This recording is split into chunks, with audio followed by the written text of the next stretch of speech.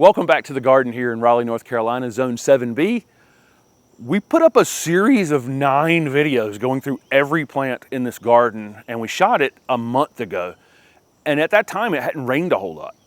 Then we shot those videos so that we'd have some things to put up while we were on the road. We went down to Ranburne, Alabama, down to Loxley, Alabama, down to the coast in Alabama, over to Louisiana. We were gone 2.5 weeks, and when we left, it finally rained. And when it rained, everything in the garden finally went. So I shoot these 9 tour videos and then come back and the garden looks completely different. So I'm going to show off couple of things that are back into full flower that weren't in those videos, and just how amazing a lot of the annuals look at this point in the garden. And this place is just so full of bees. We're shooting this early in the morning, so there won't be as much action out here as there will be in a couple hours, but then the lighting's terrible to shoot the videos. But you can imagine how many bees are actually out here every afternoon. The annual border in the front garden is just really looking incredibly showy. It's a combination of celosia and coleus, zinnias, salvia. There's toothache plants in here. There's melanpodium out here.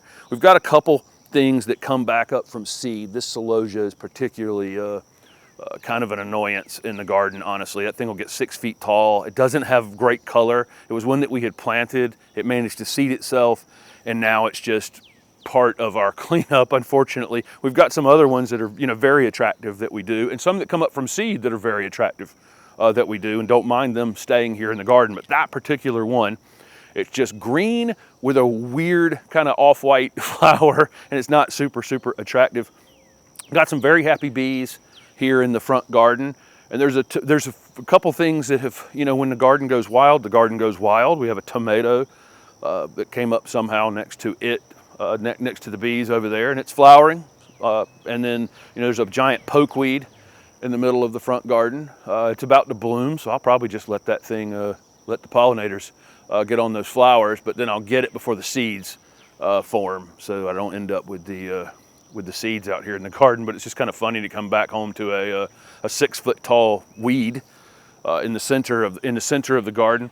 The moon dance Hydrangea paniculata is now in full color. When we shot the video,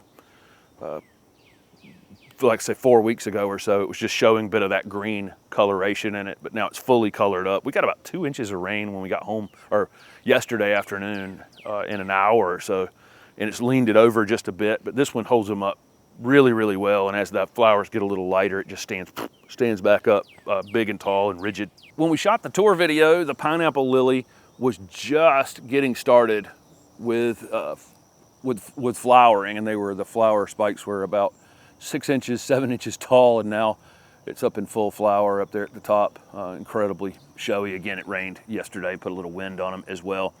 These, the zinnias here, the raspberry ripple, and these are hot cherry, is that right? Hot cherry. This combination, we did this last year. It was just the raspberry ripple. Steph came back in here and did this cherry color, this darker pink, blended into it. Man, it just looks absolutely fantastic. Caryopteris is starting to bloom more and more, and it's super early for it to be blooming, but it's doing its thing. Got a bee resting on it up there.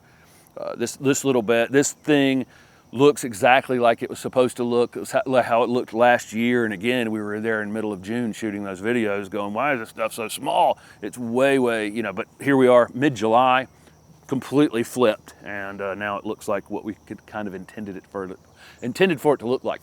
This is Mystic Spire's salvia. I put this one in, water hose actually broke it in half.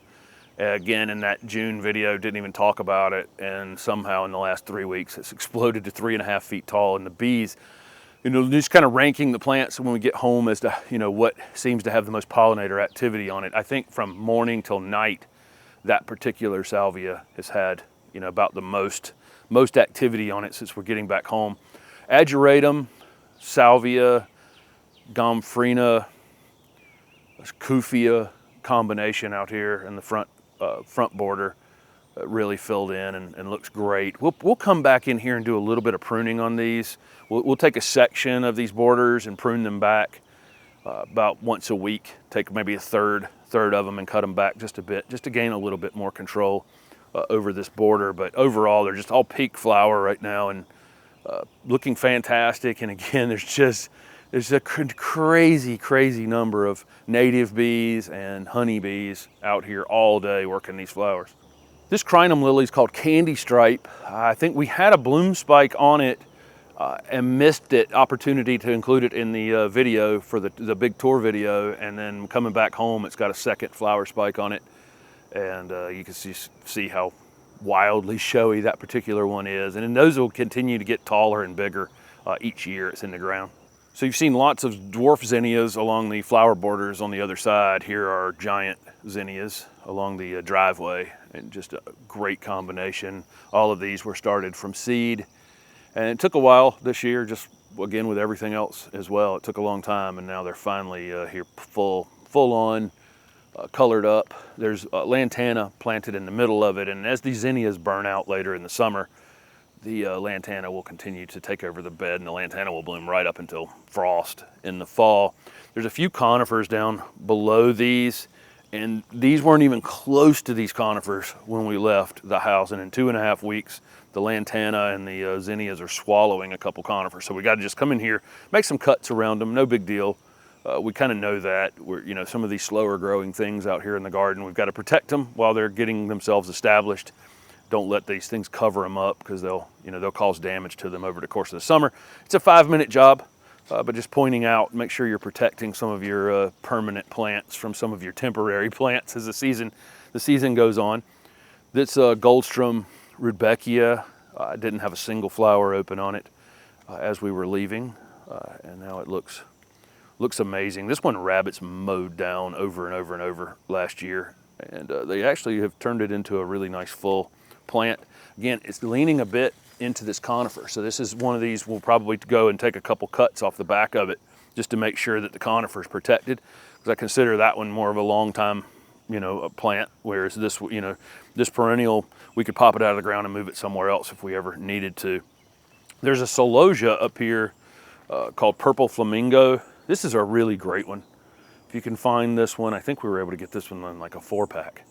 Planted a couple of them in the back garden, but these, you think about, bought this in a 4-pack that was like $2.50. So each plant was whatever it was, 75 cents or something. And look how big that thing can get in a season. And it's only half done.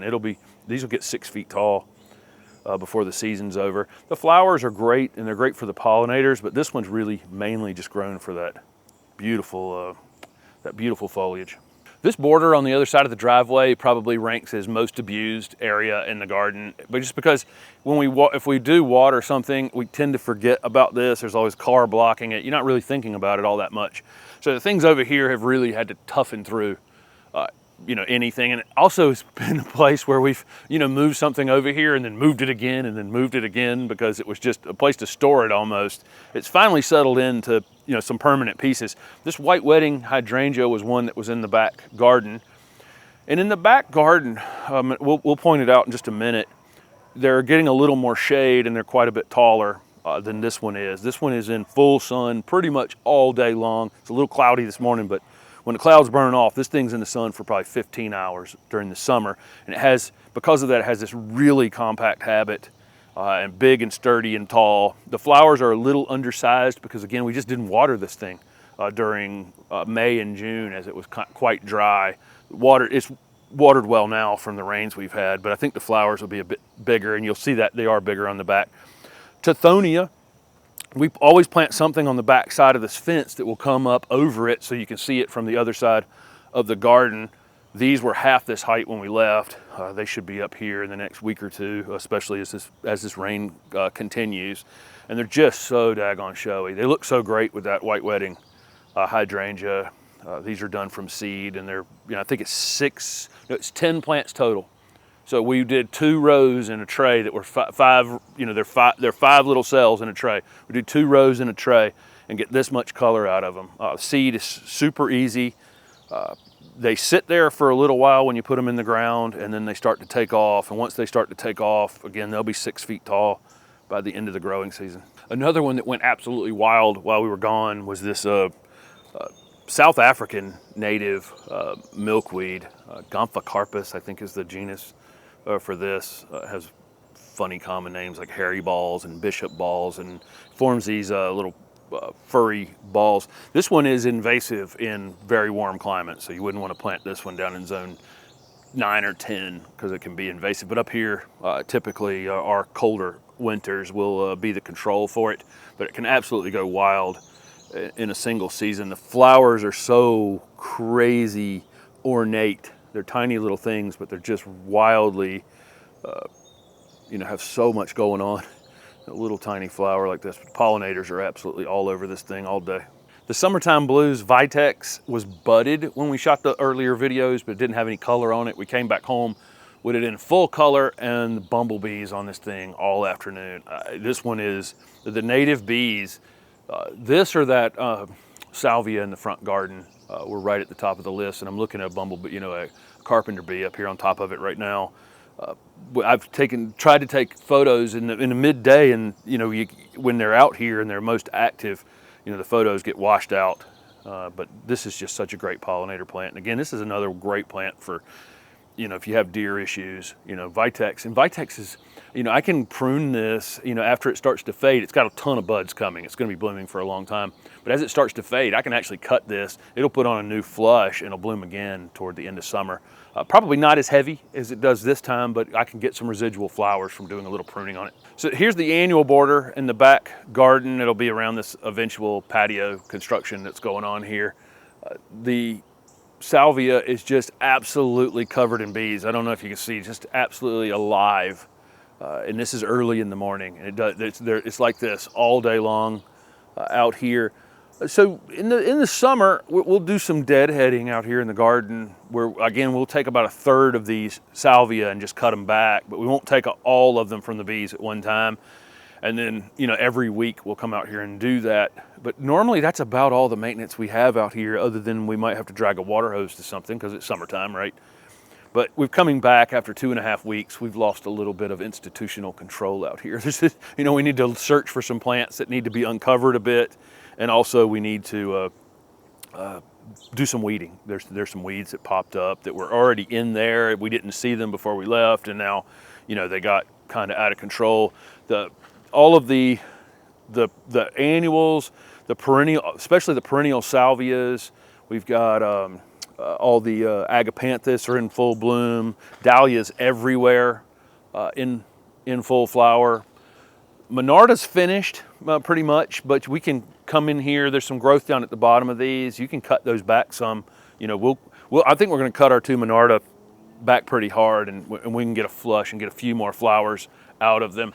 All the butterfly bushes definitely in kind of peak bloom, coming back into the garden here, and pollinators all over those. And I think you can see those 2 white wedding hydrangeas back in the back, and you can see they're quite a bit taller because they're in a little bit more shade than the one is out there in the front garden. But that one out there getting 15 hours of direct sun is just a perfect, compact, showy ball. Another one, other thing that's showing some color, probably a little bit early, is the little Joe Pye weed. You see how compact this one is. When this thing, these flowers haven't actually started to open yet. There's a bee sleeping on this one. I should charge them rent, right? The flowers haven't started to open. Once they do start to open, and they just become kind of a furry looking cluster of flowers here, the bees are just go crazy on them. They just walk across them and just do kind of a manic operation on these. This thing must produce so much nectar. Native plant, native bees, just a great addition. So there you go. This has kind of come back to the garden, and it's just wild how many things are going on out here. Another one, this is peak summer. So you're seeing the things that are kind of the easiest things to grow in the garden. We weren't here. We didn't do anything to it. And when you come back in and you go, well, so what really takes the heat without any maintenance, without anybody really thinking about it for a long time? The agastache definitely is on that list as well. The Blue Fortunes agastache, which is just absolutely covered in bees right now, is another good one where you can just kind of plant it and forget it, enjoy it, get a lot out of it during the summertime. And then of course all the salvias and the zinnias out front. The zinnias are just so rewarding, and almost all of those were done from seed. So they're literally pennies per plant out there in the front garden. So Thank you guys for following along.